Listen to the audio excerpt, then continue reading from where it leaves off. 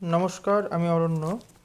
আজ যে টপিকটা নিয়ে আলোচনা করব তা হলো শর্ট ও শর্ট বিভাজনের দ্বিতীয় পর্ব।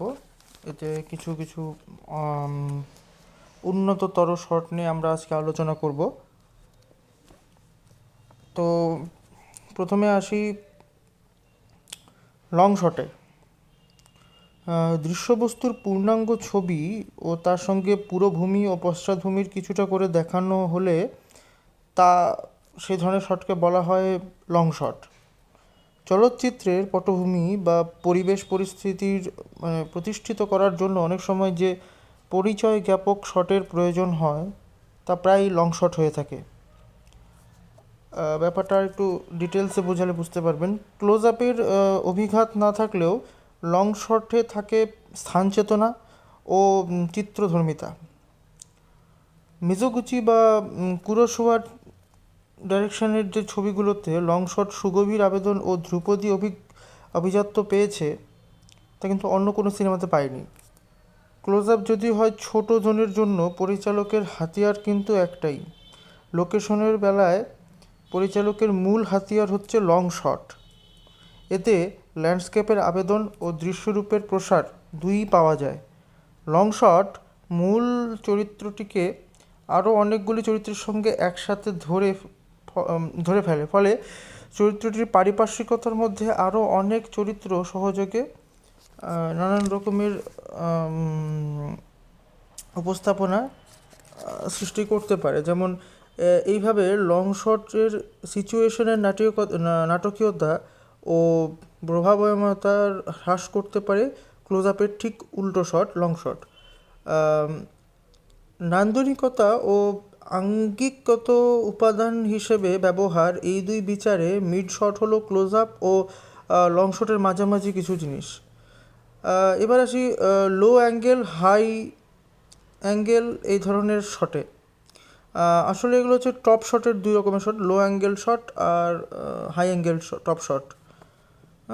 এই দুটো বস্তুর মধ্যে ব্যাপারটা হচ্ছে যে দৃশ্যবস্তু নিচে আর ক্যামেরা উঁচুতে রেখে ছবি তোলার নামই হলো হাই অ্যাঙ্গেল শট বা ডাউনওয়ার্ড অ্যাঙ্গেল শট। ক্যামেরা দৃশ্যবস্তুর একেবারে মাথার উপরে উঠে গেলে তা হচ্ছে টপ শট, আর দৃশ্যবস্তু উঁচুতে আর ক্যামেরা নিচে রেখে ছবি তোলার নাম হচ্ছে লো অ্যাঙ্গেল শট বা আপওয়ার্ড অ্যাঙ্গেল শট। লো অ্যাঙ্গেল শটে দৃশ্যবস্তুকে আকারে বা আয়তনে বৃহত্তর দেখায়। এ ধরনের দৃশ্যগত ও ভাবগত অতিরঞ্জন সৃষ্টি করার জন্য কিন্তু এই ধরনের শট ব্যবহার করা হয়। চলচ্চিত্রের চিত্রাবলী ও বিশেষ কোনো চারিত্রিক বৈশিষ্ট্যের প্রকাশ করার জন্য এই ধরনের শট কিন্তু ব্যবহার করা যেতে পারে। ক্যামেরার লো অ্যাঙ্গেল শট কম্পোজিশনকে জ্যামিতিকভাবে সংবদ্ধ করে। দৃশ্যগতভাবে একটা আয়তন ও গভীরতা আসে এই শটের মাধ্যমে। এর ফলে এরকম শট ও ওজু ও ওয়েলসের খুবই শিল্পসম্মতভাবে ব্যবহার করেছিলেন আগেকার দিনে। হাই অ্যাঙ্গেল শট দৃশ্যবস্তুকে আকারে ও আয়তনে ক্ষুদ্রতর করে দেখায়। এক ধরনের পরিবেশ প্রতিষ্ঠা ও অলঙ্করণের প্রভাবের সৃষ্টি হয় এই শটের। ছোট দেখায় বলে চরিত্রকে ক্ষুদ্র বা অসহায় বোধ করছে এরকম দেখাতে কিন্তু অনেক সময় এই শটের ব্যবহার করা যায়। ক্যামেরার হাই অ্যাঙ্গেল শট কম্পোজিশন নিয়ে আসতে পারে আয়তন ও প্রসারণের ধারণা। এরকম শট ঘটনাকে কিছুটা বিচ্ছিন্ন করে নেয় এবং ঘটনার গতিকে কিছুটা মন্থর করে দেয়। এছাড়াও বলা হয় যে চরিত্রের শারীরিক ও মানসিক দ্বন্দ্বকে প্রকাশ করতে এই শটের ব্যবহার সর্বজনস্বীকৃত। হাই অ্যাঙ্গেল শটের চূড়ান্ত অবস্থা হলো টপ অ্যাঙ্গেল শট। এই শটে চরিত্রকে বামন আকারে দেখায় ও পরিবেশকে সুবিশাল আকারে ধরা পড়ে এই শটে। হাই অ্যাঙ্গেল চরিত্র অসহায়ত টপ শটে যেন পরিবেশ পরিস্থিতির চাপে বা আঘাতে সে ছোট হয়ে গেছে বা সে অসহায় হয়ে পড়েছে, এ ধরনের ব্যাপারটা বোঝানোর জন্য কিন্তু টপ অ্যাঙ্গেল শট বোঝানো হয়। অর্থাৎ সে ছোট এবং পরিবেশ প্রকৃতি চারপাশে কত বড় সেটাই দেখানোর জন্য কিন্তু এ ধরনের টপ শটের ব্যবহার করা হয়। টপ শট এক ধরনের শৈলীকৃত বা স্টাইলাইজড রূপকল্প তুলে ধরে। এই স্টাইলি রূপকল্প তোলার জন্য এই ধরনের শট কিন্তু দুর্দান্ত। বহু ছবিতে এই শট চরিত্র বা সিচুয়েশনের নপুংসকতাকে বোঝানোর জন্য ব্যবহৃত হয়েছে। উড়ন্ত হেলিকপ্টার থেকে নেওয়া টপ শট বন্যপ্রাণী বিষয়ক অনেক ছবিতে অরণ্যকে বিচিত্র ও রহস্যময় করে উপস্থাপিত করে। প্যান্ট্রিক্র্যাট এর নিজের অক্ষের ওপর ক্যামেরার আনুভূমিক ঘূর্ণন, এক পাশে আরেক পাশে ক্যামেরার এই ধরনের ঘূর্ণনে কীরকম সচলতা ও গতিময়তা সৃষ্টি হয় তা ইয়াঞ্চো প্রমুখের ছবি দেখলে স্পষ্ট বোঝা যায়। মনোযোগ আকর্ষণে ও বিশেষ কোনো ডিটেলের ওপর জোর দিতে গিয়েও প্যানিংয়ের ব্যবহার ঘটে। তবে এই সব ক্ষেত্রে যে তিন ধরনের সিনারিও আমরা দেখে থাকি, একটা হলো প্যান, একটা হচ্ছে টিল্ট, আর হচ্ছে ট্র্যাক। এই প্যান, টিল্ট আর ট্র্যাক এই তিন ধরনের জিনিস কিন্তু ডিটেলিংকে আরও পরিষ্কার করে বোঝাতে কিন্তু ব্যবহার করা হয়ে থাকে। নিজের অক্ষের বরাবর ক্যামেরার এক পাশ থেকে অন্য পাশে ঘুরলে তা হলো প্যান, কিন্তু নিজের অক্ষ বরাবর ক্যামেরা নিচে উপরে উঠলে বা উপর থেকে নিচের দিকে নামলে তা হলো টিল্ট আপ বা টিল্ট ডাউন। ক্যামেরা টিল্ট করলে উচ্চতার একটা অনুভূতি আসে, টিল্ট আপে উচ্চতা এবং টিল্ট ডাউনে খর্বতার অনুভব জাগে। দৃশ্যবস্তু থেকে ক্যামেরা টিল্ট আপ করলে পারিপার্শ্বিকতা থেকে দূরে সরে যাওয়া ও দৃশ্যবস্তুর দিকে ক্যামেরা টিল্ট ডাউন করলে ঘটনার মধ্যে পর্যবেক্ষক হিসাবে প্রকাশ করার অনুভূতিও কিন্তু সৃষ্টি হয়।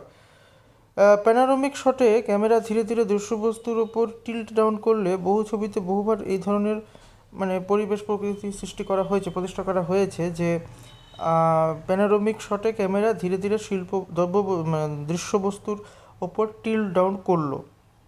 এই যে শটটা প্যানোরামিক শট, যেটা ক্যামেরাটাকে ধীরে ধীরে ধীরে ধীরে ওই কোনো একটা পার্টিকুলার অবজেক্টের উপরে বা দৃশ্যবস্তুর উপরে কিন্তু শটটাকে টিল্ট ডাউন করে, অর্থাৎ ক্যামেরাটাকে নিচের দিকে নামানো হয়।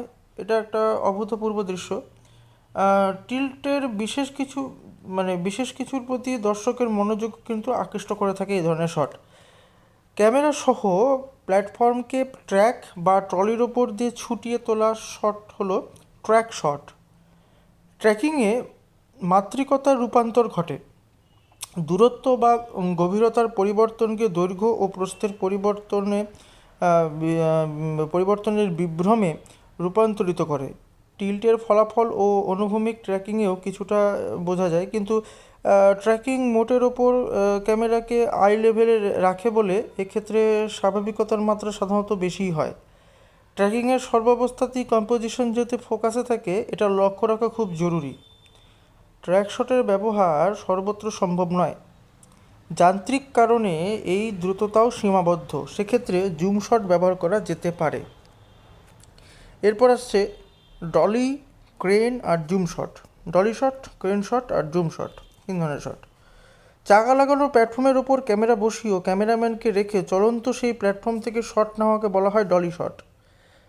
ক্যামেরা মুভমেন্টে যাতে ঝাঁকুনি না আসে তার জন্য চাকায় সাধারণত সফট টায়ার্স লাগানো হয়। চলন্ত প্ল্যাটফর্মটি সরল রেখা, বক্ররেখা ও বৃত্তাকার রেখা প্রয়োজন মতো যে কোনো গতিভঙ্গিতে চলাফেরা করতে পারে। ডলি শটে ফ্রেমের মধ্যে দ্রুত পরিবর্তনশীল স্পেস সম্পর্কে ধারণা জন্মায়, ফলে এই শটে দৃশ্যমূল্য যথেষ্ট। রেললাইনের উপর কোনো ট্র্যাকের উপর দিয়ে ডলি চালানো করে যে শট নেওয়া হয় তাকেই বলা হয় ট্র্যাকিং শট।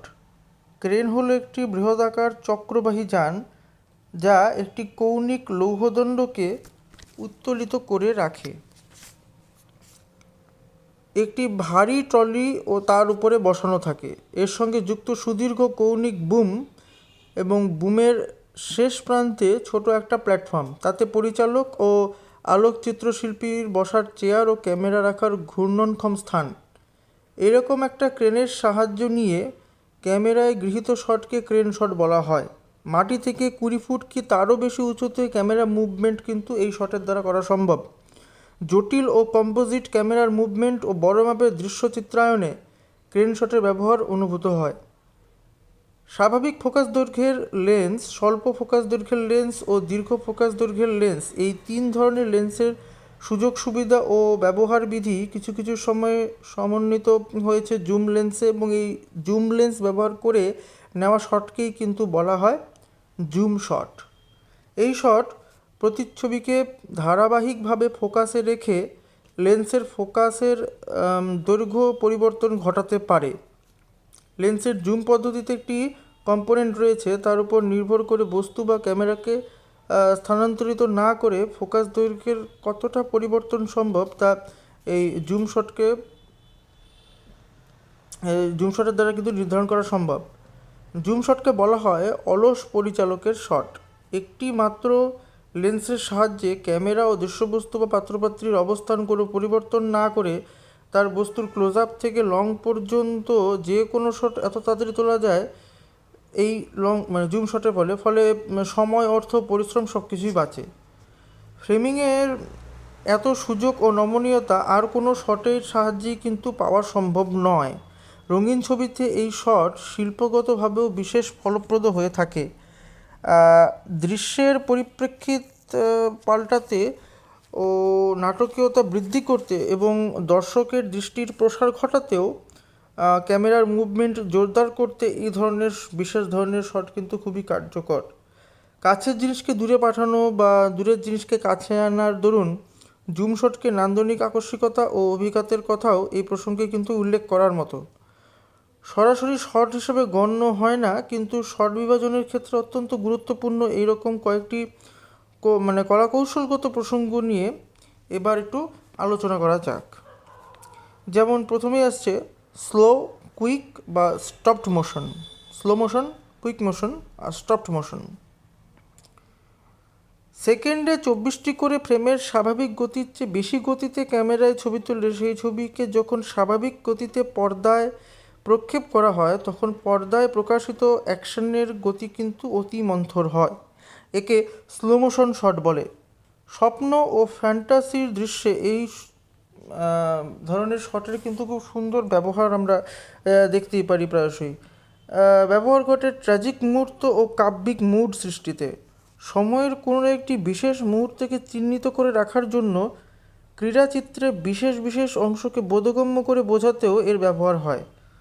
স্লো মোশনে এক ধরনের সুষমা বা রোমান্টিকতা ও বিষাদ রয়েছে। স্বাভাবিক গতির চেয়ে কম গতিতে ক্যামেরায় ছবি তুললে সেই ছবিকে যখন স্বাভাবিক গতিতে পর্দায় প্রক্ষেপণ করা হয় তখন পর্দায় প্রকাশিত দৃশ্য ও অ্যাকশনের গতি স্বাভাবিকের চেয়ে দ্রুতগামী মনে হয়। একে বলা হয় কুইক মোশন। কমিক রস সৃষ্টিতে এর প্রধান ব্যবহার ঘটে। বিশেষ কোনো অনুভব, অভিব্যক্তি, মুহূর্ত বা অ্যাকশনকে প্রাধান্য দিতেও এর প্রয়োগ দেখা যায়। অ্যাডভেঞ্চার ফিল্মে অ্যাকশনের গতি বাড়িয়ে দিয়ে কুইক মোশন এই ধরনের ছবিকে আরও উত্তেজক করে তোলে। ইন্ডাস্ট্রিয়াল ও বিজ্ঞানভিত্তিক ছবিতে এর বিশেষ প্রয়োজন আছে। স্লো মোশন কুইক মোশনের সঙ্গে মিলিয়ে ফ্রিজকে অনেক সময় বলা হয় স্টপড মোশন।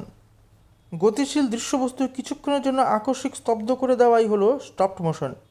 এটি একটি অপটিক্যাল পদ্ধতির সাহায্যে চলমান দৃশ্যকে স্থির দৃশ্যে পরিণত করা হয়। এই অপটিক্যাল এফেক্ট একই ফ্রেমকে ক্রমান্বয়ে এক্সপোজার দিয়ে দৃশ্যের গতিময়তাকে নিশ্চল করে দেয়।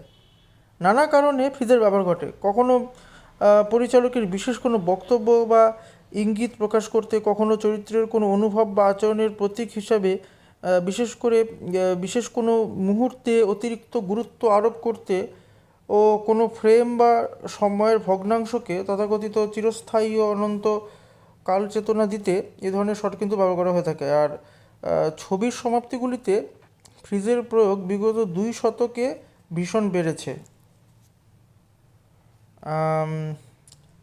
এরপরে যে টপিকটা নিয়ে আলোচনা করব সেটা হচ্ছে ফ্ল্যাশব্যাক এবং ফ্ল্যাশ ফরওয়ার্ড। সময়ের ধারাবাহিকতা ভঙ্গ করে ছবিতে পূর্ববর্তী সময়ের কোনো ঘটনাকে দেখানোর রীতিকে বলা হয় ফ্ল্যাশব্যাক। সিনেমার এই রীতি ব্যবহার বহুদিনের। ইনটলারেন্স ছবিতে বলা যায় যে ইনটলারেন্স ছবিটি 4টি দীর্ঘ ফ্ল্যাশব্যাক দিয়ে গঠিত। কাহানিগত বা পটভূমিগত বিশেষ কোনো উপাদানকে স্পষ্ট করতে, কাহানি ও চরিত্রের অর্থ ও ব্যঞ্জনার প্রয়োজন কোনো তথ্য সরবরাহ করতে এবং বর্ণনার চেয়ে প্রত্যক্ষ অ্যাকশনে বেশি জরুরি মনে করলে ফ্ল্যাশব্যাক কিন্তু ব্যবহার করা হয়। আগে ছবিতে যখনই ফ্ল্যাশব্যাক প্রযুক্ত হতো তখনই কোনো না কোনোভাবে বুঝিয়ে দেওয়া হতো যে ওটি ফ্ল্যাশব্যাক অর্থাৎ অতীতের ঘটনা।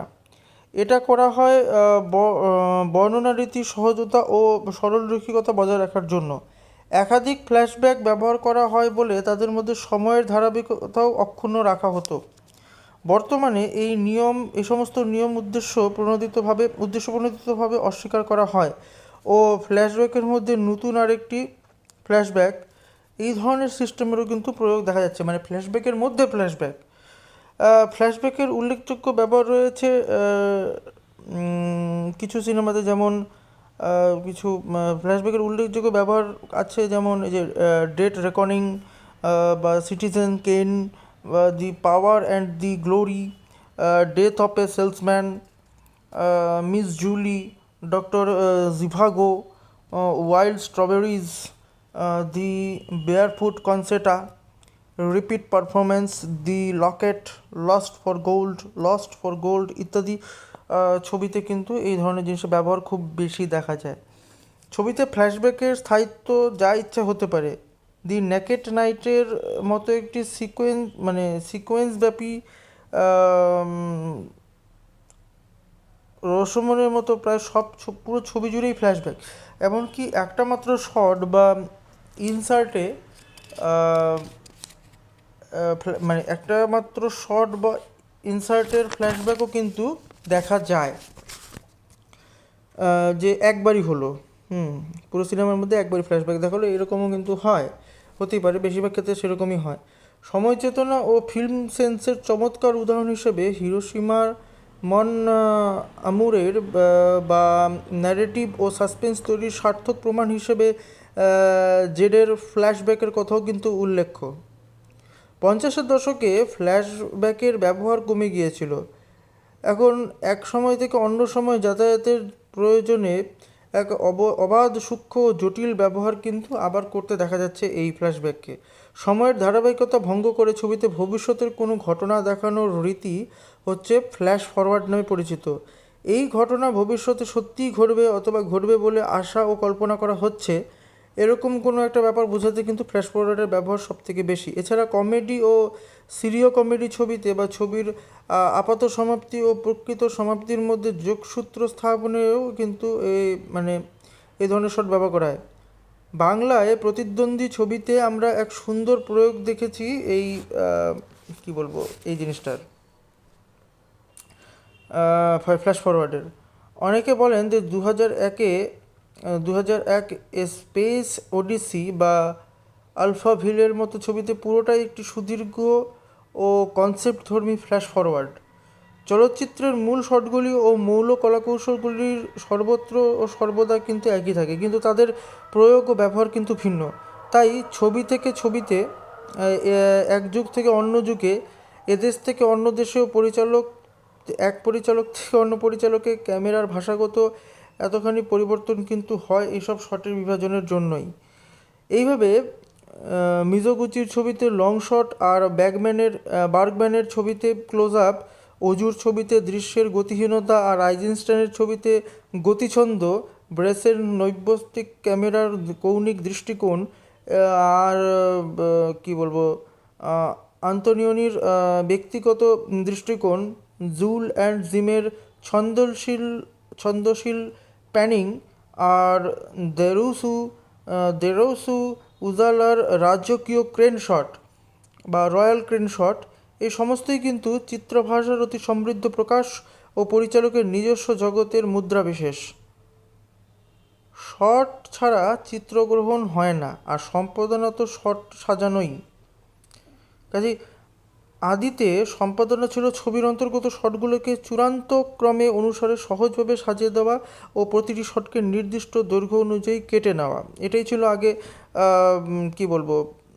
সম্পাদনার মূল কাজ। কিন্তু এখন কিন্তু সেটা শর্ট সম্পাদনাই কিন্তু মূল সম্পাদনার সাথে অভিভুক্ত হচ্ছে।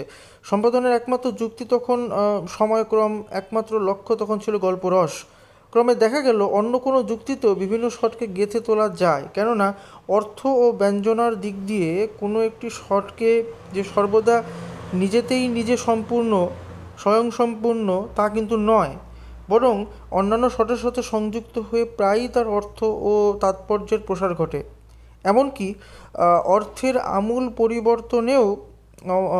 আমূল পরিবর্তনও কিন্তু ঘটতে পারে। এখান থেকে প্রাথমিক ধারণা সংগ্রহ করেই আইজেনস্টাইন গড়ে তুলেছিলেন তার মন্তাজ তত্ত্ব।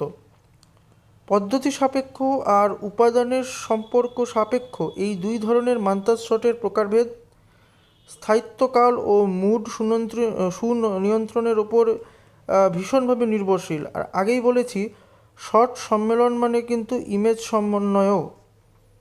এইসব বিষয় নিয়েই আমরা পরবর্তী এপিসোডে আলোচনা করব, যেখানে আমরা ইমেজ, কম্পোজিশন ও মন্তাজ এই তিনটি বিষয় নিয়ে কিন্তু বিস্তারিত আলোচনা করব নেক্সট এপিসোডে আমরা।